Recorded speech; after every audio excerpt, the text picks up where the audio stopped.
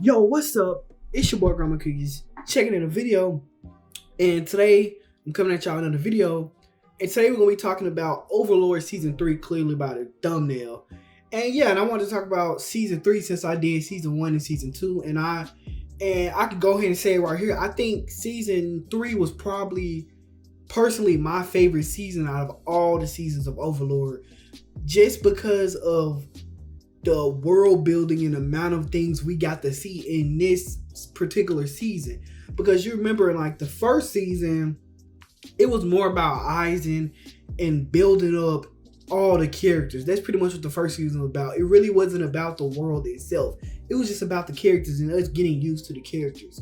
And I say season 2 is where they took it to the next level, and where they had it to the point where everything wasn't just about Eisen and about Nazarick. It was about the actual world itself, and it's about different things. And I say, you remember, like at one point they did like 6 episodes about the Lizardmen, which a lot of people didn't like because you focused too much on some side characters that we really didn't even care about, and also they were Lizardmen, and nobody cares about them. So I see why people got mad at that. But I say season 3, they really did a good job at balancing the world building with us seeing the actual characters in the plot. Because, like I said, it's like season 1 was focused only purely on most of the time the characters and you building the plot itself. And then season 2 was more about you building the world.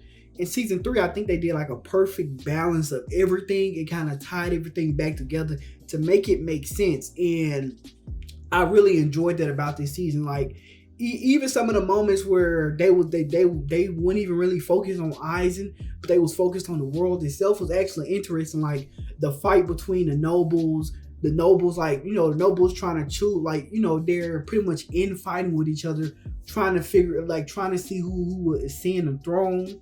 And a lot of them don't like the king because the king is like, they consider the king soft, or he just like commoners. That's probably the biggest thing, that he like commoners, because kind of in this, like in the Overlord world, nobles, they look at commoners as like a lower level beings, and it's kind of like the medieval world. So you can kind of understand it, and the king obviously likes commoners, clearly by the head of I think the military. Oh boy, he was a commoner. So that. And I say another thing that I really liked was the dungeon part. I forgot what episodes it was because I haven't watched this like in 10 days from now. Well, 10 days, but I remember a lot. I remember some of it, but I remember the dungeon part where they explored the dungeon. They pretty much opened up Nazarick because they was kind of introducing themselves to the world by opening up Nazarick as a like unexplored tomb. And a lot of people wanted to go inside there and get the treasures before the big kingdoms came and took all the treasures. So a bunch of adventurers was trying to get into there. And I like that little part, even though because y'all, like, they build up the characters, and even though the characters still end up dying and they build them up for no reason, it still was interesting because it gave character to the world itself. Even though these characters wasn't gonna play no part in the future series, it was still interesting to see them and like their struggles in their life. And it kind of, like I said, it gives character to the world, because it shows that even when like the MC, like when the MC and the main characters are on screen, other things are happening in the world, and the world is just not frozen into the plot needs. It's like everything is ongoing. It's like One Piece, where when the Straw Hats are on an adventure, other things are going on in the world, like Kaido suppressing people in Wano. You got the Marines fighting against the revolutionaries. So things are going on in their world, even though we are following the main cast of characters. And I kind of like that they did that here, and they kind of gave it, like I said, they got a world more character. And that's like the single thing that I've been praising Overlord for a long time, was just its world building, because it really gets you invested in the world. It makes you want to know more about the world itself. And plus the characters are really good. Even though I know a lot of people, they don't like the MC because he lets Demiurge and the other protectors of Nazarick make a lot of decisions for him, and sometimes it do get kind of like I wouldn't say annoying, but it'd be like, really, you couldn't think of that? Like that's how sometimes that's how sometimes I'd be in my head. I'd be like, how didn't the MC think of this, and how was Demiurge able to think of this? And it's kind of like, I know a lot of people feel like Demiurge is pretty much the main character because he's making all the major decisions, like Nazarick revealing itself to the world. That was pretty much Demiurge's decision. The MC didn't even really think of that, and obviously it was it would have been better if the MC was able to think of it. But I say it like I said, it adds more character to the world, and these characters, it makes these characters feel way realer than what they are. Because the MC, like I said, the MC is like an average Joe that used to play MMORPG games and just grind them, and he did that his whole life. And you can't expect him to come into the world and just be the Overlord. Pretty much is like the name of the series. So yeah, and another thing that I really, really loved is them making contact with the other kingdom. I forgot the name of it, but them making contact with their kingdom and just them showing off their power. It was so fun to watch that because it felt, I don't know how to say it. It felt like it was finally like we were finally getting our revenge, because a lot of these characters, they don't know who Aizen is. Aizen is just pretty much a unknown person to them. Like even to the other kingdom that he was interacting with at the beginning, they barely knew who he was. All they knew was he was some type of powerful mage. That's all they thought he was.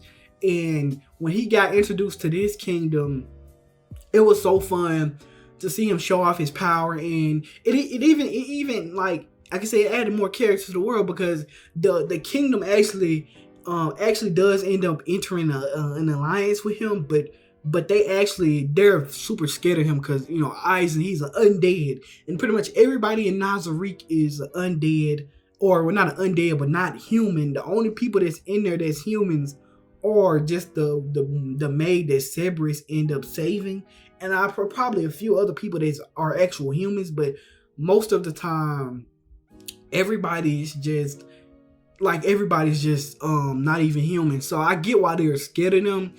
And then like the prince, he came up with a plan, because pretty much his mentor and the person he looked up to so pretty much sold him out.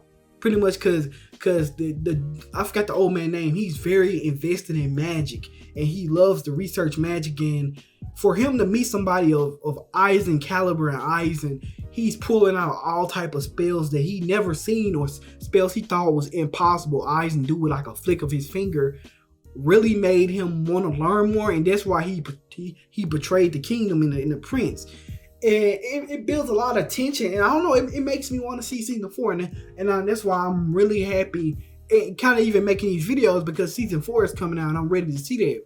And also just kind of in a video, but I also plan to read the novel, because I know the novel it gives more details about the world itself and a lot of different things. So I would love to go deeper into the novel, and I did buy volume 2 of the novel.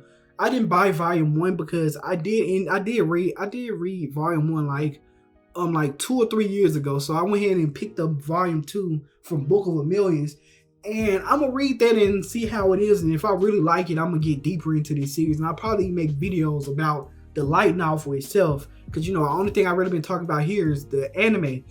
And yeah, like I said, I had fun with Overlord. Overlord is probably one of my favorite, probably top 10 favorite anime series, or not even anime series, anime worlds, or fictional worlds in general. Overlord is one of my favorite, just because of the sheer size of it and the realistic nature to it. It makes me want to be more invested in that world, and that's really what I love about Overlord itself. And also I like the different spells, and Aizen, being a badass and shit like that. But I really do like the world itself. That's really what attracted me to this whole entire story, because you know, if you put like just an overpowered character in a fictional world and you didn't explain nothing about the fictional world, I don't think Overlord would have did as much numbers as it did. So yeah, I enjoy reading it. Watching it. Hopefully I enjoy reading it because I'm probably gonna do it after this video. But yeah, man, it's your boy Grandma Cookies. You already know. Hit the subscription button, hit the notification bell if you want more content like this. I'm gonna try to expand my content, talk about more of different type of animes and light novels. I still talk about One Piece on here, and I'm probably gonna make a One Piece video after this. And yeah, and you know, I talk about a bunch of different things, anything anime, manga, light novel, web novel related, anything like that. Usually, I'm on it and talking about it. And yeah, and it's your boy Grandma Cookies. Hit the notification bell, hit the subscription button. And yeah, it's your boy Grandma Cookies. And I'm out.